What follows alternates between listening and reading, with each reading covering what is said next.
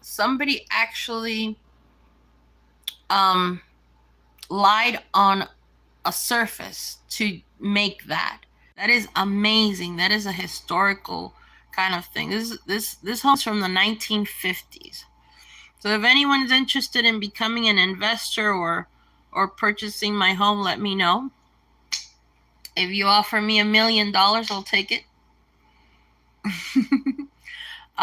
This ceiling really does inspire me because someone took their time to create something that had a creative meaning, that they did it with dedication, concentration, maybe to afford their lifestyle. I think that the arts are seldom taken really as a very serious thing that it should be. It should be taken as something positive. It's against crime. It's in favor of expression. It's motivational. It's spiritual. It's something that, if you think about it, when you think about how people employ money and time and energy and tears for society. My friend from Indonesia said, I think you're German, but you sound British. So I'm like, okay, that's interesting.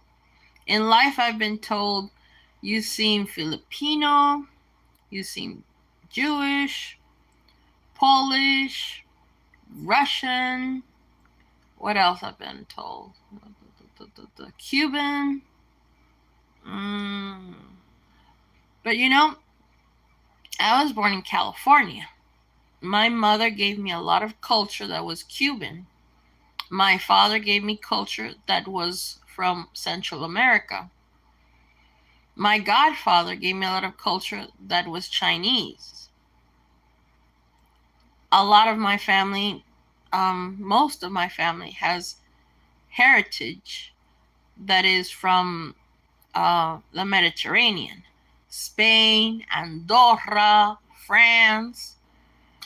So you could just say she's American because I was born and raised here and we have culture from all over the world. There was a time that everybody would just say America is the melting pot because people come from all over the world. Not Russia, but it shares its some of its culture and some of its ethnic foods and some of its climate. How do I put it? It has a lot that it shares with Russia, with Czechoslovakia. But which country in particular? I don't remember. My first lady's always been the melting pot.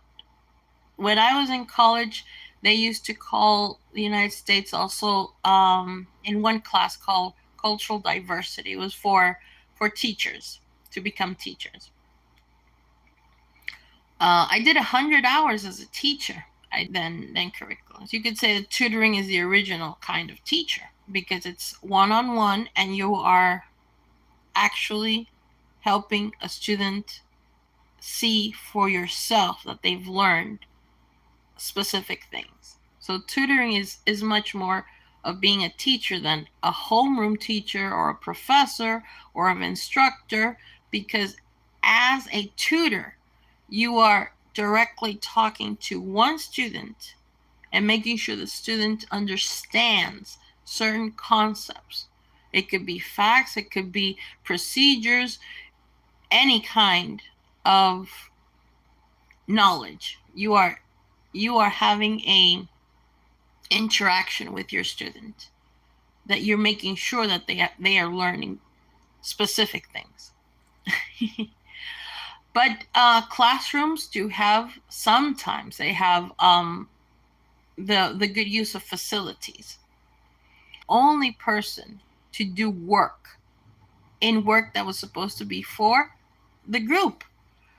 So you could say, well, they were giving you the chance to do it yourself, to learn and apply yourself. Well, that's one way of looking at it. Another way of looking at it is that I was exploited. I was just used to do everyone's work on my own. But I had one experience in Florida International University where everybody participated, yeah, in the group work as students. I had two very good projects as a consultant, as a science consultant with IdeaConnection.com. I highly suggest Idea Connection. Idea Connection is a great company because it allows you to use your knowledge as consultants in groups to help either for a good cause, like helping people in very big needs, or it helps you to facilitate things that are in society will become good things through businesses. If anyone is interested in being recruited for Idea Connection, let me know. And if you pick up on a particular project, I would love to hear about it. Right there on your chat, just mention I want to be recruited. If you want to be recruited, just mention that, and I'll see how we can connect, and I'll send you a referral. It's a simple URL, a web address where you can just click. You'll have my referral, and everything will be available for you to plug in information. So we have 7 people here. We have enough people to play the board game Clue. Who done it? Well, one of my favorite games used to be something similar to, but it wasn't like a crime, kind of like ooh, scary or villainous. It was the game Guess Who. I loved Guess Who because it was just a relaxed game. It did involve logic. It involved profiling people because if you would mention the size of their heads, the color of their hair, the foldage of their eyes, the size of their mouths, the smile or frown, then you would be able to guess who was the person or the archetype, the cartoon, the image. So it was a very fun game. And I would play it with my second cousins who were much younger than me and who used to think that that their mother was my aunt. And no, your mother is my first cousin. So God bless them wherever they are. There was a time that I felt that everyone in my family was just a haphazard, good about themselves because, well, what they did to me wasn't intentional, but they did enable something really horrible and catastrophic happen to my life. That was traumatic. But God is great. God is good and benevolent. And I've had good experiences in life, regardless of those awful, awful moments of going through the motions and wanting justice. And I got justice. But there were consequences that are unforgivable to the actual event that occurred. And it's losing moments that you were a very some offenses are just huge blows that hurt us so deeply that there are moments that they just come back to you, and that's terrible. It's trauma. That's trauma. It's something that I might never get over. It's been 6 years, almost 7. And oh, okay. Somebody asked a question here. I don't want to cry. If I cry, well, sorry. It says, what time? What is the time at your place? Well, this is Eastern Standard Time, so I'm in Miami, Florida, so it's it says 15:12, so that means it's 3 p.m. 3:15, 3:12 p.m. And what time is it over there, honey? Friend, what time is it over there? I feel that having this time with all of you, all my 7 friends here, it's very important to have, and I hope that all of you are well. I tend to feel sometimes annoyed by my own nature of talking and talking and talking. But if in this instant it's giving you any kind of pleasantry, I'm happy for that. I'm happy that regardless of how I feel right now, you can feel good with my presence here or with whatever I say. I hope that I'll always say things that'll make you feel content. And if in any way I can offend someone, please forgive me. Please forgive me. Oh, our friend here says 1:50 a.m. Wow, that's really early. It's so early that it's nighttime. Wow. Midnight, yeah. Are you going to stay awake? What's your schedule looking like? Because if not, you can just have like a little snack and go back to sleep. Hopefully you can find something. One of my favorite snacks, midnight snacks, are a slice of whole wheat bread with olive oil and a pinch of salt. But if you can find something that you find comfortable with, you should have it. You should have something to eat before bed. You are beautiful. Speak. We want to listen to you. Oh, that's sweet of you. Are you my friend from Indonesia? You're my friend anyway, but are you my friend from Indonesia or oh, look, we've got something here. It says 7. Oh, what does this really mean? It has 7 or there's a symbol here. I'm not sure if I can show it to you. Let's see. Lighting, create, highlight, retouch, hide live video, mute, and flip. No, I can't show you the image then. It's a shame. I mean, if I could just upload. I'm gonna try to play a little bit with the options here. Maybe we can find something fun. Thank you so much, my friend, for saying that I'm beautiful. You're beautiful too. Your words are so kind. Hugs and kisses for you. And you know, my husband might not be physically here right now, but I know that right now wherever he is, he's been in the hospital from a flu, from fever. I know that he's very thankful to all of you for being my brothers and sisters, because he says to me, don't worry, they're your brothers, the men. And he knows for sure that his life has always been that of caring for others like brothers and sisters, and sweetness that there is when we are given the opportunity to embrace each other without caring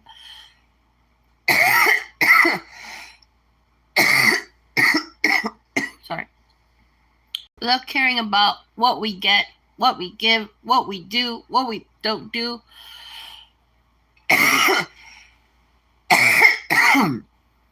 This is a leisure moment. This is not a business. Sorry. This is a moment of relaxation, caring,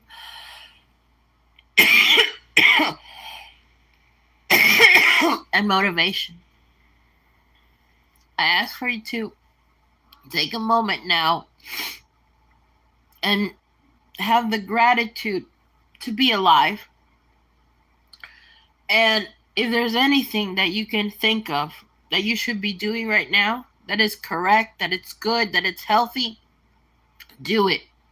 If you feel struggled or confused about what you should do next right now, please take a time from disconnecting from the voice right now, from my voice, and conjure up the voice of goodness within you to figure out what to do next, to what to do now. And if it involves staying here, that's great. If it involves doing something that's more of a priority for you, yes, take on that. Right now, I just had a little bit of peanut butter. You saw me having this peanut butter. It's nice. It's from a company called SC Grocers, and I hope they're a good company because their products are very affordable and their food has very good quality. Thank you, God. I thank the Lord, and I thank all of you for having the goodness to create a planet where I can have peanut butter, because it's not something that it's not something I can make myself.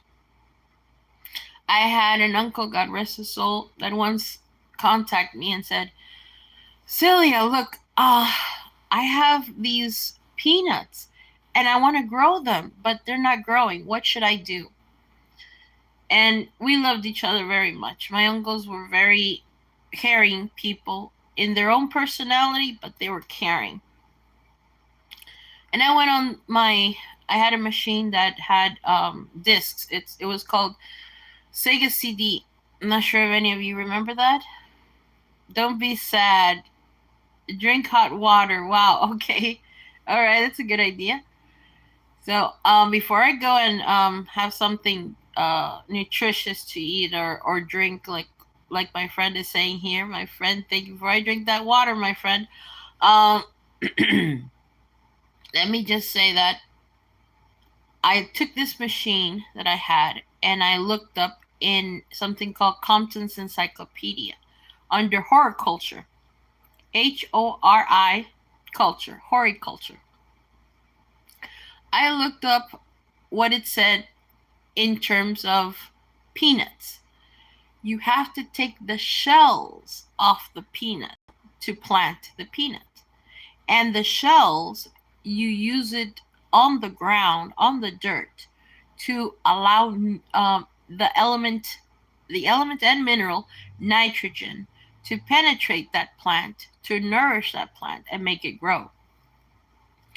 Why? Because the roots of peanuts have little pods that are very tiny of a fungus. Without that fungus, the plant doesn't grow. Without that plant, the fungus doesn't grow. So it is a symbiotic relationship between the plant and the fungus. That is what is understood of it. And I'm letting you know because if I wanted to make peanuts, I would not be able to take care of myself. I could grow peanuts and I wouldn't be able to take them out of the ground. If I were to grow peanuts and take them out of the ground, I wouldn't be able to have a machine to allow me to create creamy peanut butter. So you can't have the substance without a special machine. And those things, you need licenses for them. You need permission by where you live, and you need the money to buy the machine. And You see, I have to be thankful to all of you for the export, the import, whatever causes this company to be able to produce peanut butter, which probably cost me $3. It it would be great to have this at the Dollar Tree and buy it for like $1.50 or $1.25. That would be great. But you know what?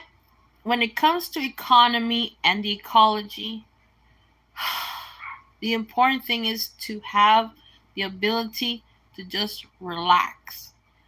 It's difficult to relax when you're worried. So, financial worries are sometimes political worries. And I don't want my society to be under any kind of stress. Because think about it.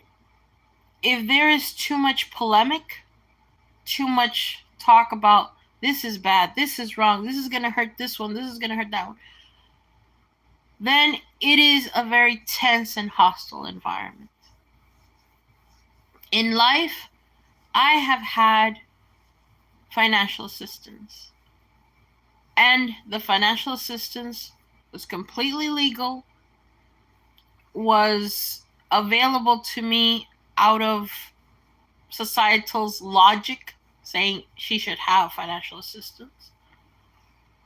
But at the same time, there were individuals in the beginning that would act a little bit intrusive or provocative, let's some confrontational. And I saw my mother have to endure that kind of treatment, to be treated like if there was something that we were doing wrong by accepting financial assistance for myself.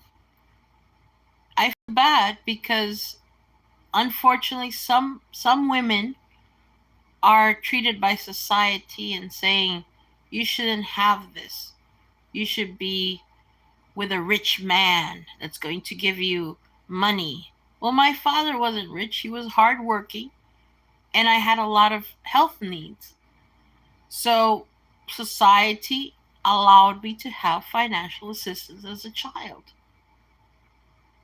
And my mother should not have endured society treating her like if she should just marry someone else and be with that person for money so that I wouldn't need financial assistance. It was wrong. It was not something that was induced in everyone. And it provoked my mother to have to do much more work as she was taking care of my godmother. She was vigilant in my grandparents' needs as elderly people. And she would sacrifice so much that my aunt and my aunt's husband, which was my godfather, had a whole room in my mother's home while she had to share a bed with me. Why? Because she wanted to take care of everyone. And it came to the point that she felt forced to go to work, even though she was already working for everyone.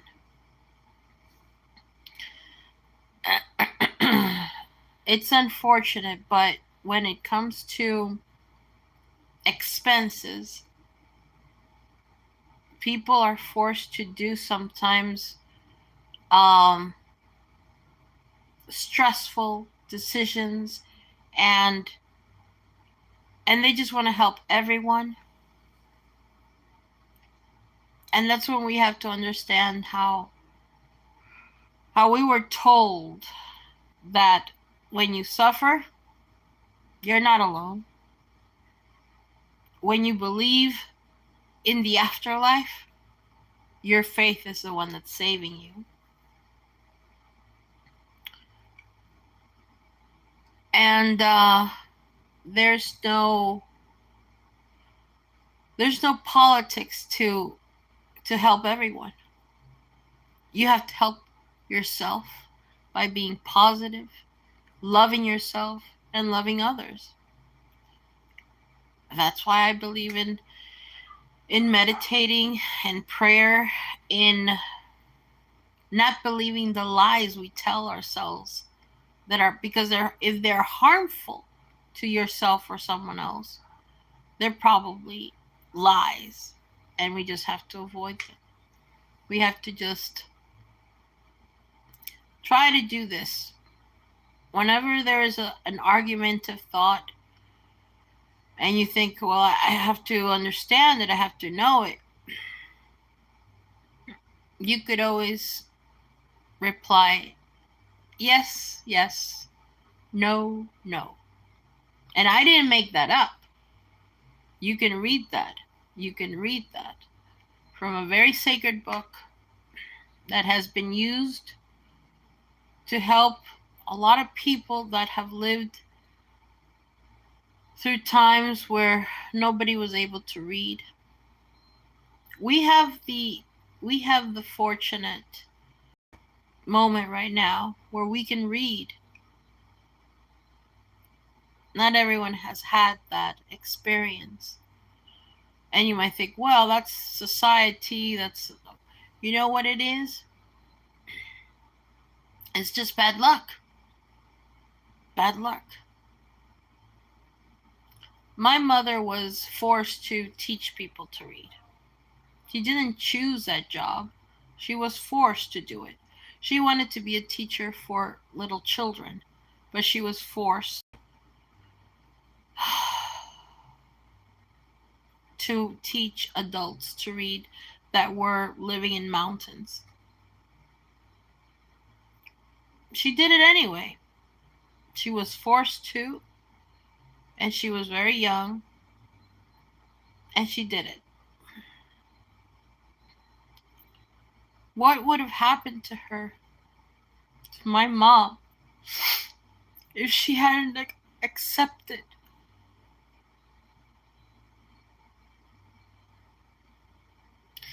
Maybe she would have been arrested. Maybe she would have been bullied.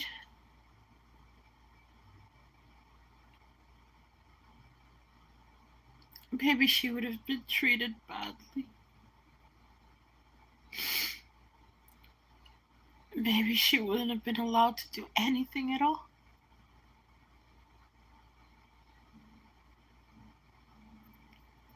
Not to have any participation with others. Oh, she was a very energetic woman.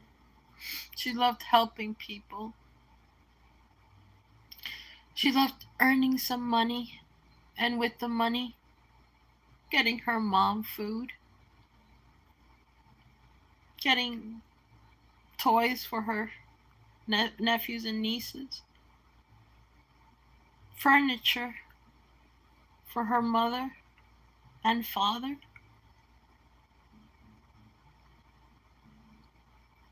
getting something to eat at the cafeteria where she would work at. You see, there are some people that focus too much on grammar, so they can't hear the message. They're just trying to see what makes sense, what doesn't, what's true, what's not, who are you, what are you doing, what's your purpose. That's called inquisitive, and it hurts other people. That's why we have the moral of the story of whether it's true or not, the story of Galileo Galilei,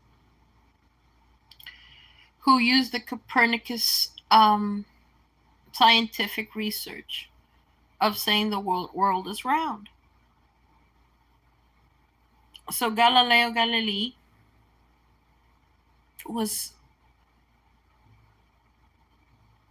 was placed in interrogation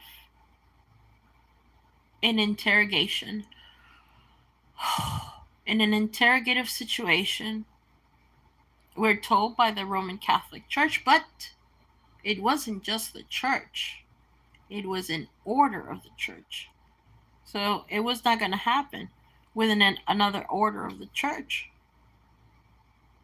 But it happened with this order, who wanted to shut him up because he was saying the world was round, and they were saying this is some sort of heresy. This is against what we're saying, which we're saying that the world is flat. You can flatten out the world, but you shouldn't flatten out Galileo Galilei. So the poor man became blind, had a lot of nervous issues. Maybe he was diabetic from the lack of good care and love. Being being inquisitive, being suspicious of others is so wrong. It's so evil. I had a friend, or have a friend, but by friend I mean an acquaintance, that he is an investigator. And I told him, I found on a website of our government that mentions to be suspicious of anyone that has a notepad and is looking at places, and I'm asking him, doesn't that sound like your job to be an investigator? Wouldn't that get you in trouble? And he says, I actually do get in trouble. I get the police after me all the time. He's a he's a detective. So if you're a detective, it's your job to act that way. It's not it shouldn't be treated as something to be suspicious about. It's wrong to be suspicious of each other.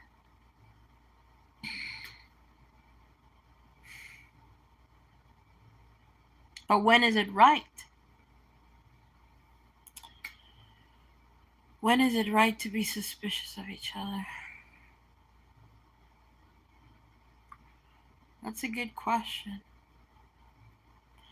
I guess it's right to be suspicious of each other when it's not invasive, when it doesn't fill the atmosphere with treating each other like alien strangers from a different planet that have these awful things that they want to do to us. Aliens from different planets are also angels in disguise. Angels that want to help us and that actually help us and do great things for us. So to treat each other with suspicion, it would never end. It would never end. It would just, it's just how a lot of people become sad, miserable all their lives because their society did not give them one hug, did not tell them, sit down for a second, let me bring you some water or something to eat. You see people, but you don't realize the headaches that they have. You don't realize what fears they are encountering. You don't know where they come from, what they've seen, what they've done. And to just imagine or try to tell, to suspect who they are or what they are by traits, by behaviors, by attitudes, by expressions, all those things are wrong. So now we have the task to modify again and again and again based on generalities and popular belief. But the end is not over. The end of the world is not over. You know what's the end of the world? Feeling negativity and pessimism and suspicion where it just doesn't belong. It just doesn't belong.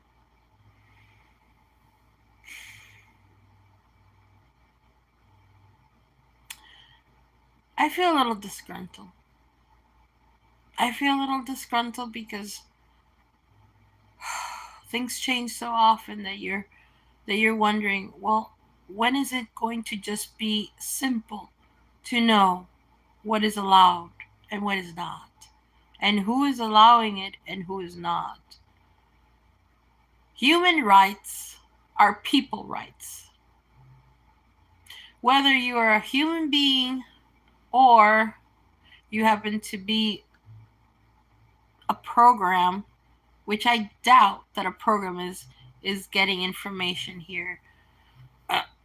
I'm pretty sure that you're human, or you might be a hybrid between human and Neanderthal or any other humanoid species. You're a person. That's what matters. It doesn't really matter if you look kind of like no, you're a person, and you deserve to have your rights taken care of. But your responsibility is important too. Your responsibility is to respect the rights of others, the personal rights of others. That's what we call human rights. But we have to have that right understood for all. So it's more than human rights, it's human rights and responsibilities. And the responsibility is to expect those rights that you have for yourself expected for others, respected and expected. Respected for you, respected for others, expected for you, and expected for others.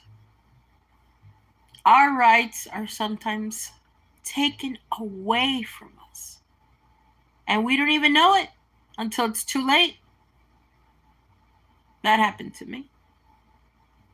I had my rights, and they were taken away without knowing when it happened and how to stop it. And it took 2 years to get my human rights back. I was not treated like a human. My rights were not respected.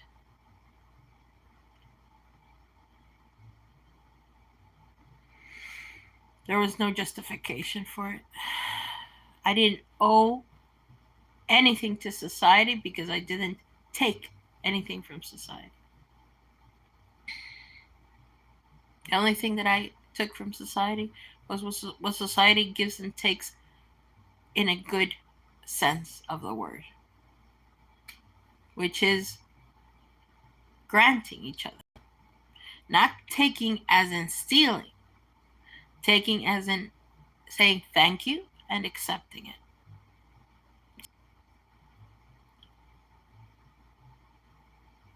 But when your behavior is looked down upon because of a culture clash, no. Then you're not respecting human rights. Then your human rights are not respected. Then what's expected, what is part of expecting and respecting, it's not being achieved. It's not being achieved. But it has to be. It must be. Human rights are a responsibility for all of us. So to yank someone out of their home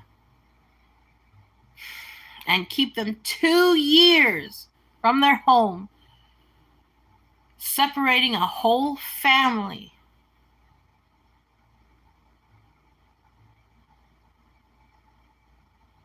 that's evil. That's having a lack of cultural relativism. That's an imposition.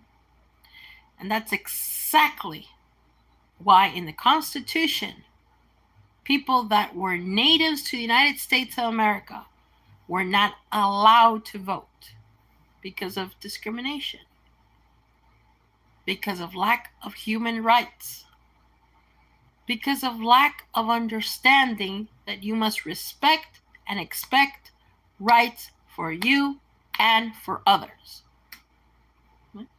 Understand? Women had to fight for the vote. But when it comes to the natives, to the most simple people, the people that have the least, how do I put it,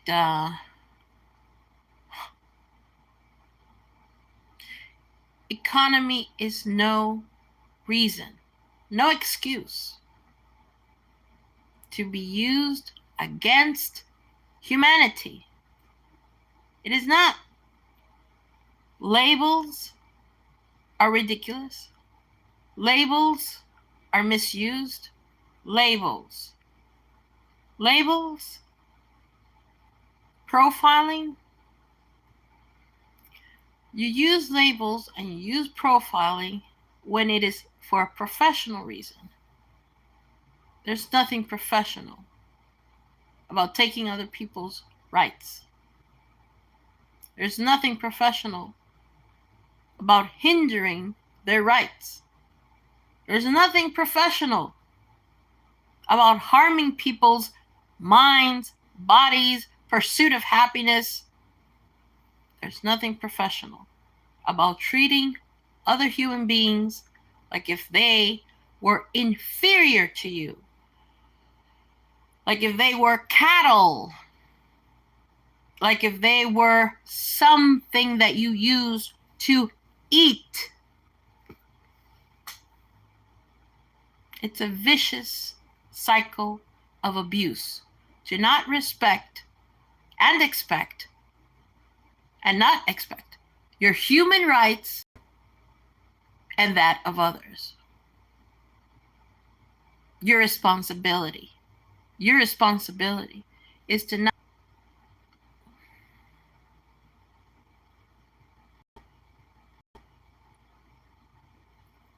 The vicious cycle has to stop. Children with their relatives, with their families, parents with their children, with their brothers, sisters, cousins. It doesn't matter if it's an extended family, a nuclear family, whoever they find that it's their loved ones, whether it's going to be under a house, an apartment, a neighborhood, a whole neighborhood, whatever they consider themselves to be as a family. You have to be part of it if you're going to change something from it. To make it better, not to make it worse, but to separate families and allow them to die without each other's company because you find it to be it's a casualty. It's just, no. You knew it was going to happen. You knew what you were doing and the consequences of it. So that's the mistake you did. That's the mistake you took. That's a mistake you took for yourself, for others. That's the harm you did. You can't keep doing that. You can't keep doing that. Oh, you have to change. You have to change. Every individual has their heart set on something, their plans on something. So you can't impose on them what you think is going to be their future. That's not God's plan. That's your plan, and it's an evil one. So you have to stop it. How? I said it again, and I'll say it again. You become part of that family. As you become part of that household, you fix that problem. You unite those people instead of just saying, oh, there's something wrong here. Oh, you're wrong. Let's do this, let's do that. That is invasive. That is detrimental. That is abusive. And that is hindering people's innate human God-given rights. So perhaps it's the problem of you not understanding the value of life. How this could be animal, but what's on the inside is what counts. And what's on the inside is healed, modified, cured, blessed.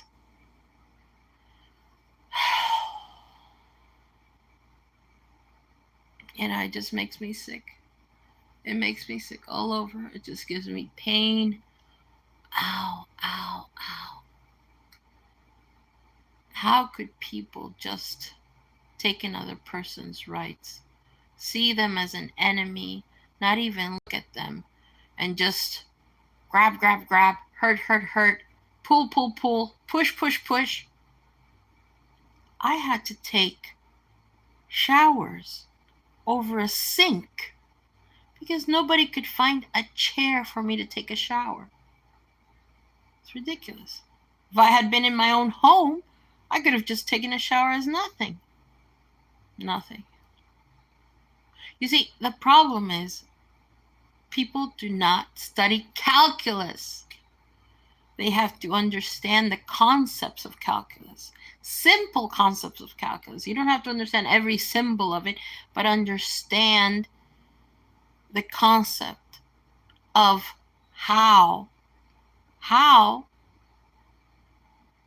appearances are not the same as what reality is.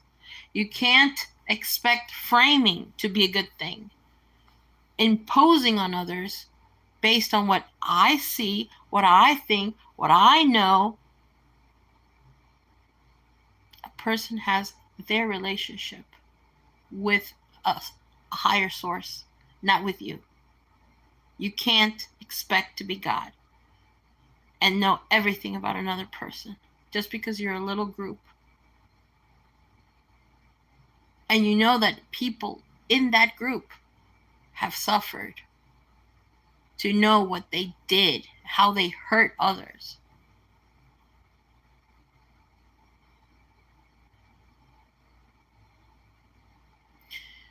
There's a movie called War of the Worlds where people are kidnapped by extraterrestrials. I was kidnapped. They weren't extraterrestrials. They were people like you, like me, because we're human.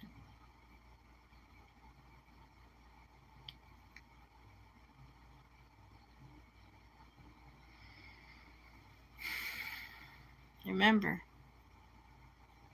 love and respect each other personally.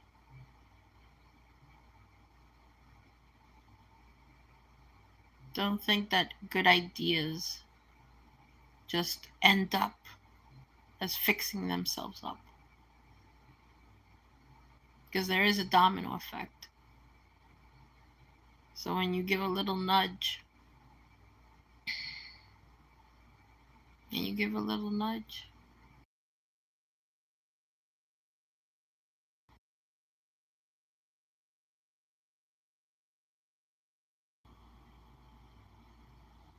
respect each other's people rights. Human rights, people rights. Respect each other's rights. Love and respect each other.